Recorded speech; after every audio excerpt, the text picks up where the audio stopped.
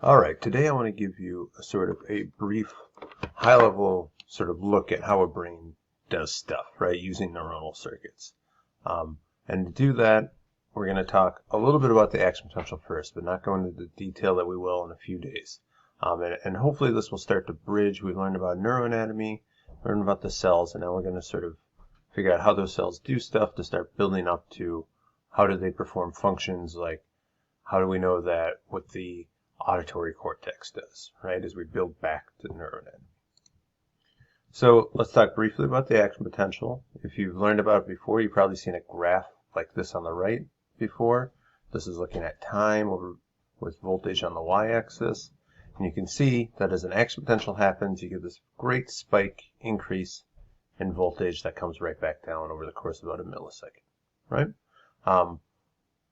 And we can, and this will be useful a bit later today as we talk about it, we can sort of schematicize an action potential as looking at like this, where you can see a sort of line that represents time, and then each little hash mark is sort of an action potential that occurred. Now, if we look on the left here, we can actually visualize an action potential happening. You can see in gray kind of here, with the blue is the soma, or the cell body of a neuron. The gray is all the different neurites. And we're going to see an action potential come in, and because this neuron is filled with a dye that kind of becomes orange, yellow when voltage increases, you're going to see an action potential come in as a wave, hit the cell body, and then emanate out from that in all directions as that action potential propagates out. So looking over a course of about 1 millisecond, you see this sort of orange fire wave of an action potential. And that's what you should really have in your mind when you think about this. And I think what's key here for when we're thinking about it in this class particularly, and particularly for today, is that this action potential is some bit of information. We don't know exactly what it is, but some information came in here and spread out, and now it's spreading to other bits of cells. And just to briefly mention this, and we'll talk about it later, but the key thing that happens here is we talk about a neuron being at rest, -70 millivolts. So that's what that graph was sort of showing before, and that's what this looks like. At that case, we have high sodium ions outside and high potassium inside, and a bunch of other ions that all make this so that it's generally more negative inside, more positive outside. And when an action potential happens, channels open to let the sodium rush in, make it more positive, and then another set of channels with the potassium rush out and make it negative, and eventually it resets itself. That's the action potential. And that's sort of schematized here. And the key thing I really want you to think about is this propagates spatially sort of down, right? Sodium comes in, potassium goes out. You get that spike over and over again, moving down the axon. Now, because this is looking at charged ions, right, we can measure this. And this is what we've talked about a little bit. If you stick a wire or an electrode in a brain, we can either use that to sort of listen in, see what these charges are doing, and if we're here sort of seeing action potentials happen, we'll see that. With that wire, we can also inject electricity in and cause action potentials to happen, and using a sort of setup like this, right? Again, something to keep in mind. All right, so let's watch this video one more time and imagine basically, what you're seeing on the right here is that, like, imagine that you put an electrode right there, and we play it, and we see this wave of information, bam, that little spike there happened right at that time point where it went up and down in voltage. Okay? So hopefully we've got that for now. So let's look at a simple neuronal circuit. This is just composed of 3 different neurons. And let's start, this one's neuron 1, and that's where we're going to start with everything. And it's connected through what we call synapse. That's basically a connection between 2 neurons here. They're shown in green in this case, so it's connected to neuron 2 and neuron 3. And then neuron 2, in turn, is also again connected to neuron 3. Right? Now, this diagram is trying to show this, that there are actually different flavors of synapse. You can have excitatory synapses, which are shown in green, that when an action potential comes down here, it's going to hit that synapse, and it has to jump. Basically, there's a pixel space it has to jump across. And if it's excitatory, it's going to try and excite or cause an action potential in the next one. However, if it's this red one, is a case of an inhibitory one, which is going to try and prevent an action potential, right? So let's think about this like we are in a neuroscience lab, and we've got a wire stuck into neuron 1, and we're stimulating with these 4 action potentials, right? We're causing 4 action potentials to happen here. And then we've got a second wire in neuron 3 down here, and we're recording. Now, what I want you to take a second here and sort of think through the process. What would you expect to see here? Right, this is going to come down to excitatory synapses and then inhibitory synapses. So I'm going to ask you to pause the video and really, if you can jot out on a piece of paper, what do you think you'll see in sort of this notation down here? All right, so hopefully you have your guess. Don't worry, you're kind of lacking a little bit of information now, so don't worry if you're wrong. But here's what I would generally expect to see. And how do I get there? So action potential comes down here, and it's going to go to both of these synapses. And in both cases, it's excitatory, so it's going to cause an action potential in both neuron 3 and neuron 2, right? And then we got this inhibitory one. This is sort of the trick of the question. So what's going to happen there? Well, that's going to want to inhibit this neuron. But here's a fact that I want to get across here. We saw the video here. Action potential, you're looking at 1 millisecond sort of. Depends upon the length of it. But let's just say like, a very quick 1 millisecond. The time it takes to get across the synapse, we're looking at maybe 5 to 20 milliseconds, so much slower.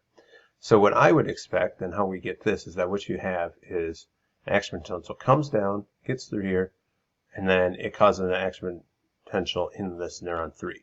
Now, eventually, though, it causes an action potential right away in neuron 2, and then a bit later, it inhibits further action potentials through this inhibitory synapse. It sort of blocks them. So you get one that can sort of sneak through this path, but then the second, once this gets activated a little bit later, we get this one. I also try to know, it's hard to really show this here, but this first action potential is not right at time 0. It's a little bit delayed because this does still take some time to get there, right? All right, so I'm not even worried if you completely get this yet. For the exam, I'm looking you to get a little bit more at this level, right? Sort of take a step back, a little bit simpler yet, and we're going to draw it as a cartoon, right? So this is what I call sort of a circuit wiring diagram, right?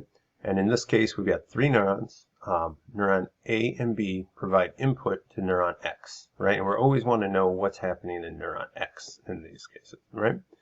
So neuron A and B are excitatory, what we're going to call them, because I've noted that they are +1 here. Basically, they're going to provide a +1 charge, you can think of, to try and activate neuron X. And then neuron X, we have a little more information here, has a threshold of 1, right? So what that's trying to say is ever this gets sort of excitatory signal of level 1, right? We're arbitrary units here now. It will fire an action potential. And this is called an A or B diagram, an OR wiring circuit, right? Because in this case, if A fires, you get +1, this activates X, or if B fires, you get +1, and this also activates X. It doesn't matter, you can have either or, but you don't need both. You could have both, but it doesn't matter, right? So here's an example of an AND circuit. Everything looks up here the same, but the one bit that changes is that the threshold for X equals 2, right? So how does that change this? Well, now, if just A alone fires, you get +1, and that doesn't meet the threshold, so X won't do anything. Or if A and B fire, now the threshold for X is reached, and X will fire, right? So what I want us to think a little bit is where this might be useful. Where would an AND circuit be useful, and where would an OR circuit be useful in sort of real life? All right, so hopefully you paused the video there and thought through this for a sec. If not, give you a little more time to do so. And then I'll give you some examples. So this is definitely, there's not a right answer, and it's a little oversimplified, but I think this is useful because this is really what our circuits are doing, right? Every little neuron has a little bit of information and it's sending signals, and then the next neuron takes in several of these signals and tries to make, it does something with that information. So, the example of an AND circuit I always give is, in neuroscience, we've often had this idea of like, do we have a grandmother neuron? The idea being, is there one neuron somewhere probably in your visual cortex that fires when you see your grandmother. And so what might be the inputs to your grandmother? It's going to depend on everybody's grandmother, but in general you can imagine, think about my grandmother, right? A very sort of distinctive smell from a sort of perfume that she wore, and having sort of curly gray hair. That might be enough to activate a grandmother neuron, right? And so A and B could be, that particular smell, seeing that particular hair, and then they would all lead into a neuron X that's your grandmother neuron. So if both of those are active, you think, oh, that's my grandma, right? An example of, let's think of another one just to keep going on this. Another example could be if you're, if we have a sports example here, right? And you're at the plate and you have to playing baseball or softball, and you have to decide, should I swing at this upcoming pitch, right? And so you need to know sort of both what the time is. So you might have, the pitcher just threw the ball. You might need to know that. And then you also need to know, is this in the sort of strike zone? Is that in a place I should swing at it? And so if they've pitched the ball, X amount of time before, and it's in the strike zone, I'm going to swing. If only one of those is true, you're not going to swing. Right? So the OR circuit then is even a little bit more simple to think about. It's a little maybe harder to think of a real use case, but the one I think of is sort of contrived with this idea. What if you say you really like ice cream and you have an ice cream neuron? That's your neuron X. So, and then A and B could be chocolate or vanilla ice cream. If you see chocolate or vanilla ice cream, it doesn't matter. You don't need to see both chocolate and vanilla, but you just need one or the other. One of those is active. You're going to eat ice cream, right?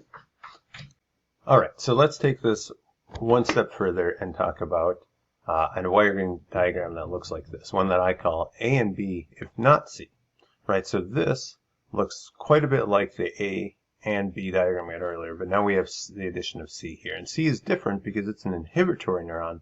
See that here because there's a -1 input here. So the idea being here, we have the same A and B. We have a threshold of X equals 2.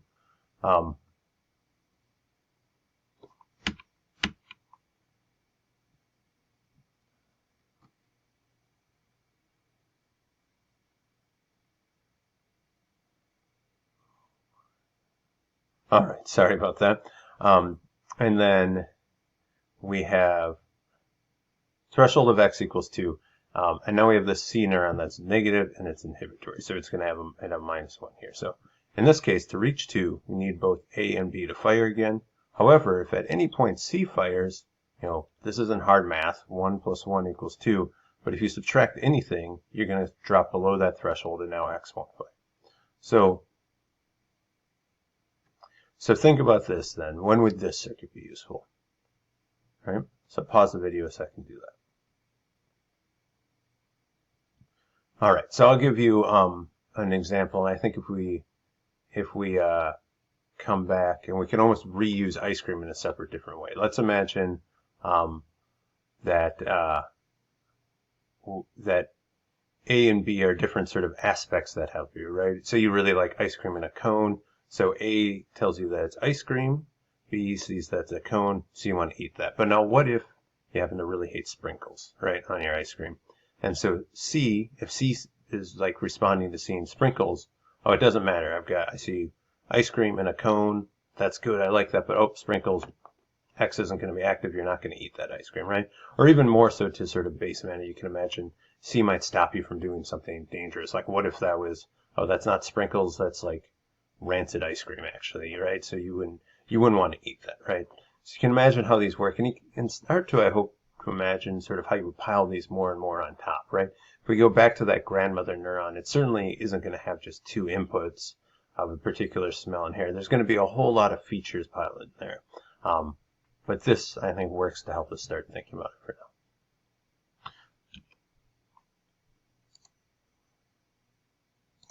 All right, so let's look at a simple real-life example of a neuronal circuit, one that you're probably at least a little bit familiar with. If anybody's gone to the doctor's office and have this thing where they test your reflexes by tapping your knee with a little rubber hammer, this circuit is actually quite a nice little circuit to first think about, right? So what happens in this circuit? So that hammer taps your patellar tendon here, and it causes a little stretch in this muscle, your quadricep muscle on top of your leg. And that stretch is sensed by a sensory neuron that is going to come through, hopefully, your dorsal root ganglia into the dorsal horn of your spinal cord, right? And then it's going to activate, it's an excitatory in two different neurons. It's going to activate this motor neuron here, shown in red. That's going to go through the ventral root, right? It's a motor neuron, exit, go back to the muscle, and it's going to activate it and cause that quadricep muscle to contract. And when a muscle contracts, it pulls. So it's going to sort of pull along the top of this, right? It's also, though, that sensory neuron in blue here is going to activate this purple inhibitory, what we call an interneuron, right? It's in between neurons.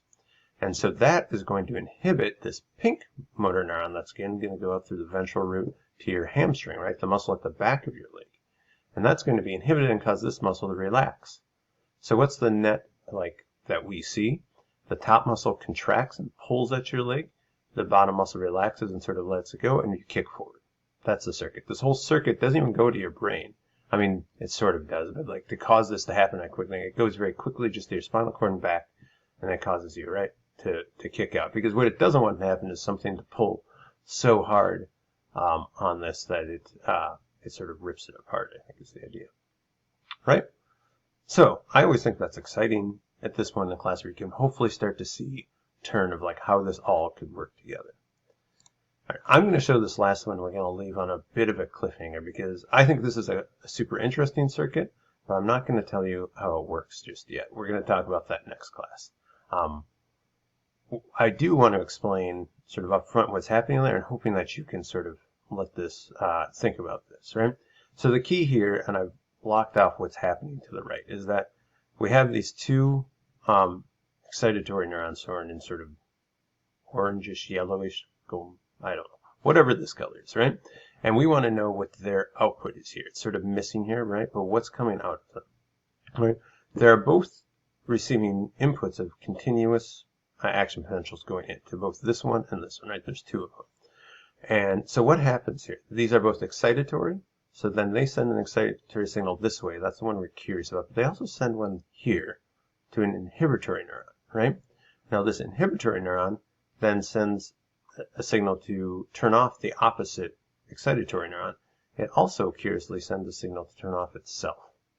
So that's kind of weird, right? And then these are both doing this simultaneously. So while this one is exciting this one to turn off the other one, this one's trying to do the same, and sort of it's a back and forth battle, right? And at the same time, you get these trying to turn themselves off when they're turned on. So I want you to try and make a guess, and we'll take some time to do this in class, but at least think through this. What do you think the output of this might be? All right, that's what I have for class today. Hopefully that will get you through the first exam, and we will talk about more of this later in class.